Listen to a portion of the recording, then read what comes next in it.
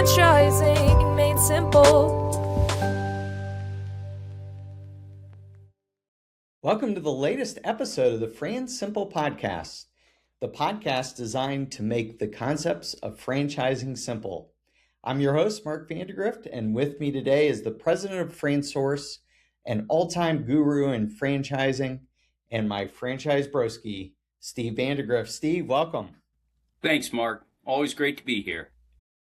Good. Well, today we're going to talk a little bit about what makes a great franchisor. But before we jump into that, why don't you give us a quick overview of maybe something in the franchise industry going on right now? What are you seeing?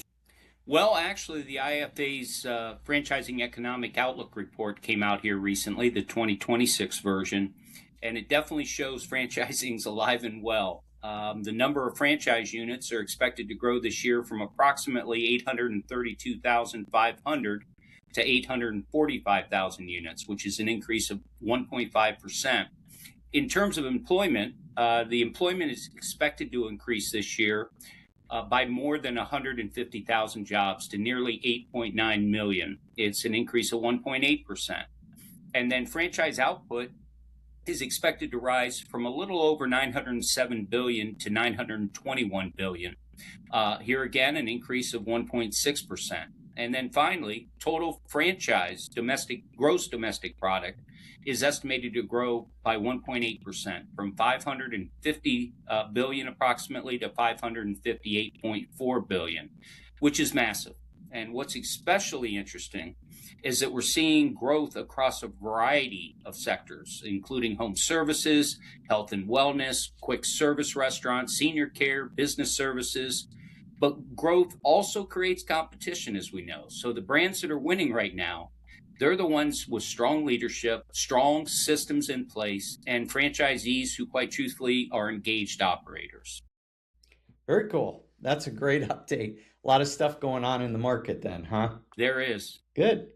Well, a lot of times when we think about analyzing a franchise system, franchise concept, we think about what kind of makes a great franchisee, or what makes a great operating system, what makes a great marketing system, et cetera, et cetera. One of the things that isn't always evaluated is the fact that there are certain franchisors that are great, some that are good, and some that are not so great, right? So we get kind of all levels in that. And I don't know that Yes. a franchisor who would approach you would come to you and go, I wonder if I'll be a great franchisor. They just automatically kind of hop into the process, and they're stuck on the systematic part of it where I need to work with you, Steve. I need an operations manual. I need to work with, Ines Pajori on their marketing. I need to work on this, this, and this. What they don't always think about is what's going to make me a great leader, what's going to make me a great franchisor. So true. when you think about that, because you've dealt with hundreds of franchisors, what separates a great franchisor from, let's just say, an average one? And that's a great question. I would say two of the biggest are really leadership and clarity of vision. Great franchisors, they know exactly where the brand is going. They communicate that consistently across the network, which is so critical. So a franchisor's job, I like to say, is not just to sell franchises. It's to build strong systems that help franchisees be successful. Ultimately, the strongest brands, I feel, provide ongoing support, training, operational guidance, and marketing assistance that really help create a partnership mindset. Okay. Well, you use the word partnership, and we like to think of a franchisor and a franchisee in a partnership. What does Yes. a good franchisee support actually look like in practice? Well, obviously, it really starts with onboarding and robust training, but it definitely doesn't stop or should not stop there. Strong franchisors, they're accessible, they provide coaching, advice, robust systems, marketing resources, and operational improvements over time. So they adjust. Franchisees want to feel like they're part of something bigger. They're not just paying royalty fees and feeling like an island out in the middle of the ocean. So communication and responsiveness on the part of the franchisor, it matters a great deal in any successful franchise system. Yeah, and I think one of the other words that pops into my head is adaptability, right? That seems Mm, to be something that uh, when you think system, adaptability isn't necessarily in line with that. We think I'm going to get a system, people are going to apply it, done deal, right? But adaptability is right. really critical. What do you think in terms of like maybe a scale or criticality of a franchisor having adaptability as maybe a key attribute or a key personality trait? I really believe it's critical because, you look at it, consumer behavior changes, technology changes fast. The franchisors that resist that, they're oftentimes going to struggle. And we're seeing more brands nowadays embrace AI tools, automation, customer engagement software, and data driven operations. So, franchisors who innovate while maintaining consistency, and that's the critical aspect, they're positioning themselves extremely well for long term growth. They adapt to the market. Speaking of adaptability, what about the human factor? So, to me, the adaptability and maybe what was in my head, seeing the interrelations as a franchisor begins to interview people, do discovery days, all that type of thing. It feels like adaptability is almost more not so much innovation or technology, that's kind of built in, right? So, to your point, you have to be working through that. I think the adaptability that was in my head in asking that question had a little bit more to do with the human component and the Mm. personalities that you, and also the ideas that they bring to the table. So maybe speak to that a little bit and where you've seen franchisors that are great in that area kind of shine, and maybe where the average or not so good ones have difficulty with the way that they're interacting with the franchisees. And ultimately, it's on both sides of that equation. We like to tell our clients that you need to qualify, qualify, qualify. They need to have the same values, the outlook, the passion. At the end of the day, it's a combination of the two. The franchisee also needs to constantly qualify the franchise concepts that they're looking at. And I like to say it really all comes down to transparency. Trust is really foundational in franchising. It's such a critical component. And so, great franchisors, they're realistic and transparent about startup costs, timelines, operational challenges that they know exist, and franchisee expectations, setting the expectations. So, I believe the best or the healthiest franchise systems, they avoid overselling. They focus on the relationship side as well, that ultimately will last the long term rather than just quick franchise sales. So it does relate to both the franchisee and franchisor, but we're talking more on the franchisor side now. Yeah, like I guess when you run into maybe a difficult employee, right? Mm, Um, you can you can let's say move them along in their career, right? Um, franchise the franchising concept is more of a it's a kind of a marriage almost. It's it much is. more difficult to maybe let go of a franchisee, and so the franchisor has to live with whoever they bring aboard. So, is there some component of this filtering process that's going on? You talk about transparency, you brought that up, and that's really important up front, especially Mm, up front. But there always seems like it's a employee employer relationship, almost like I can't trust anything the employer says, or that my boss is always wrong, and the franchisee almost carries that into the relationship with the franchisor. And so there's a level of trust that needs established that maybe isn't inherent in that relationship. Do you see that franchisors that understand that dynamic do a little bit better in franchising versus those that are kind of digging in their heels and clenching their fists and saying, I'm not going to change. This is my system? yes, I mean there's an expectation that the franchisee will be heard. The franchisor will listen, whether it's ideas, concerns, etc. While at the same time, I think the franchisee has to realize that not every idea they have is going to fit the brand. It's just Mhm. something that it's not going to be a consistent operation or a consistent menu or consistent service, etc. So definitely having that faith and that confidence that whether you're on the franchisor or franchisee side, that the other party is going to be reasonable and understand that relationship. And you talk about it being a marriage. Sometimes franchisors feel like it's a parent-child relationship, and that's not a good situation there. Ultimately, there has to be that respect on both sides of the party, a willingness to communicate well, etc., and not just looking at data points or does this person meet the financial metrics, etc., but what's their personality like? Do they have, as I mentioned, the same values as the franchisor and the existing operators? And so you don't want to bring someone into a system that you just even sometimes have a gut instinct they're not going to be a good fit. But at the end of the day, both parties in this equation, they also need to be transparent, as I mentioned. They have to be willing to share maybe some tough things that they don't necessarily feel comfortable sharing. Franchising is like any other business, any other organization. Typically, franchisors are spending 80% of their time on 20% of the franchisees. And you really want to get to a point where you're bringing in people that you're not having, if you have that, let's say you suspect that that could be the situation, then it's best to let them move on to another opportunity. And same thing with the franchisee. If they feel like they're dealing with a franchisor that's overbearing, etc., it's just no matter how good that opportunity looks, it's probably best in the long run that they look for a different franchise concept. Gotcha. So, um, in the process of growing from, let's say, a startup franchise, okay, you maybe have two, three locations. You've dealt with employees, you understand that relationship, and now you're growing as a franchisor. You might have 10 locations.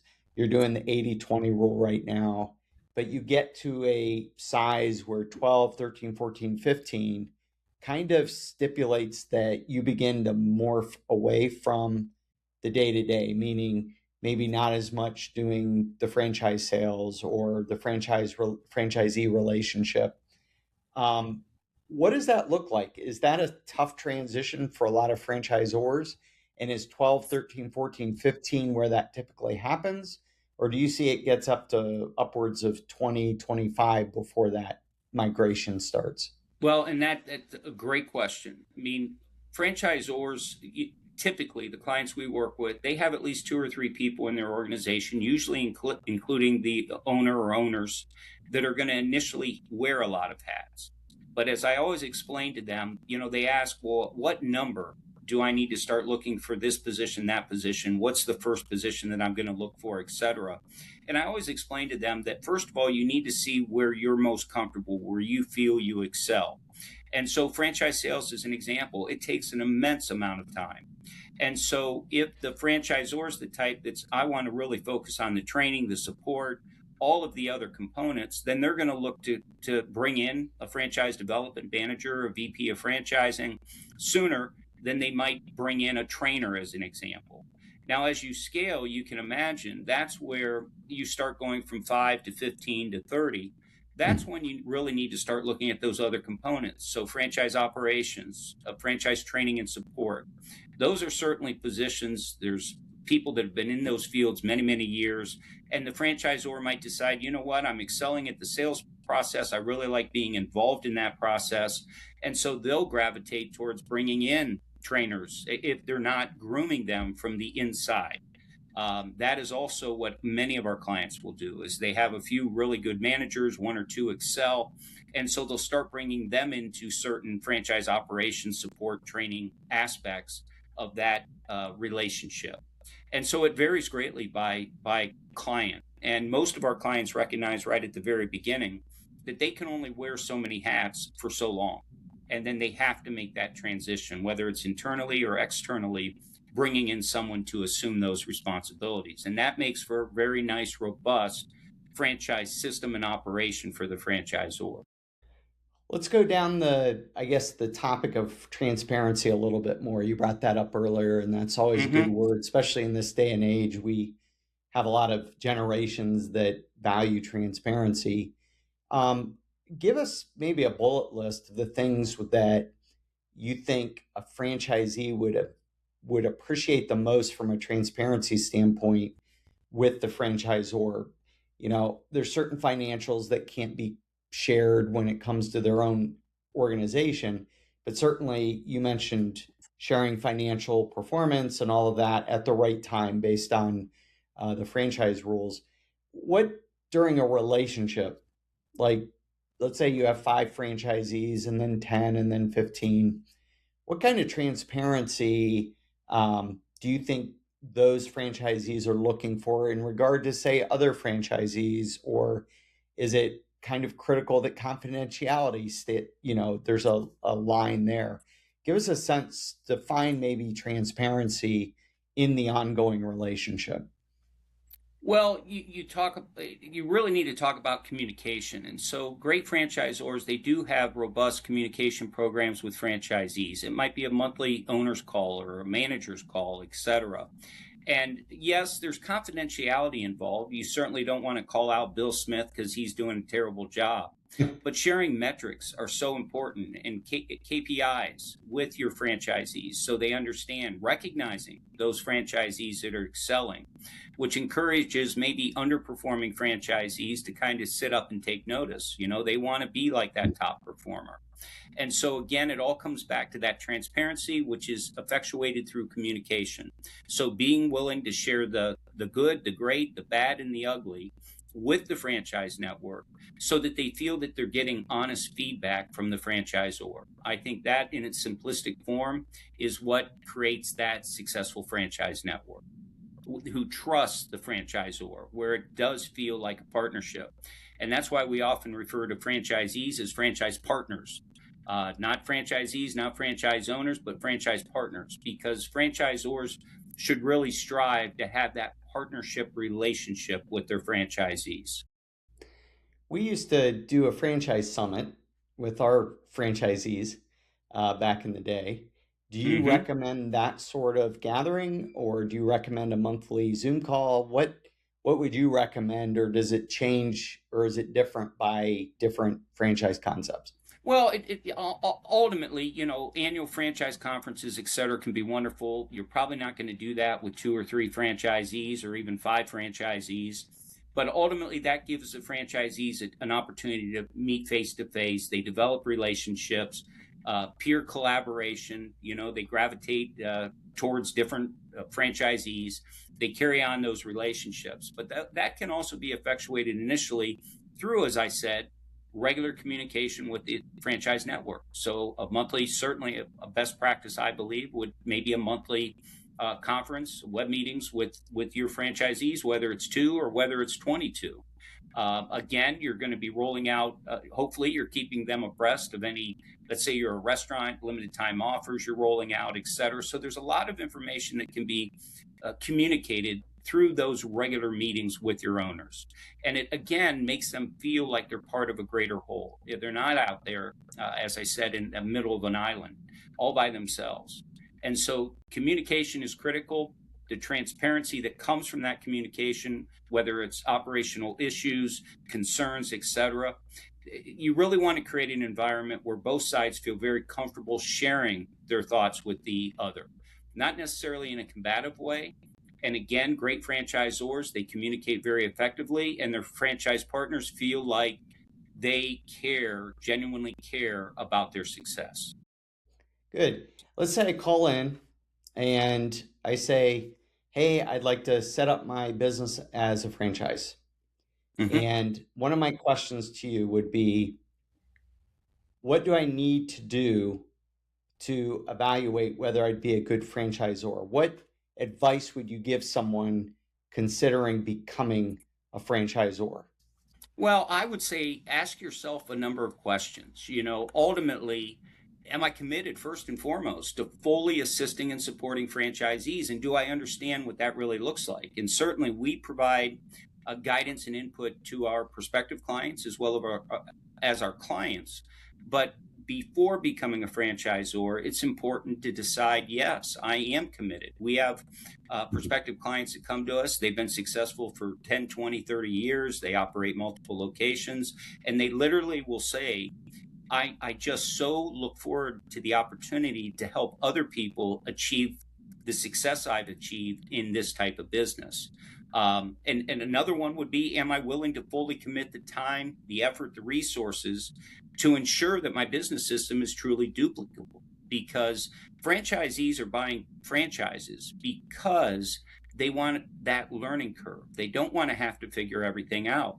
And so you really need to ensure that you do have a duplicatable system. Another one would be, am I prepared to lead a network of franchisees that may differ greatly in their personalities? So, in other words, can I adapt to different personalities? Another huge one here, we're talking about communication, but do I communicate well? Because effective communication is obviously critical at the franchisor level. And then we could do a whole podcast on this, but I will throw this one out. And we mentioned qualify, but am I truly willing to qualify prospective franchisees? It's important to understand that the strongest franchise relationships, they happen when both sides are aligned in terms of their values, their expectations, etc. Very good. Well, let's wrap up today's session. If you had one thing, I always do this to you. If you had one thing that you want listeners to take away today, and we're talking to franchisors, what's that one key point from today's conversation that you would want a franchisor or a prospective franchisor to walk away with? Well, I would simply say successful franchising, it isn't just about the brands. As we shared on this episode, it's also about the people. So strong systems matter, but the real success stories come from franchisors and franchisees who trust each other. They communicate well, and they stay committed to continuous, let's say, evaluation and improvement. Very good. Well, those are great insights, Steve.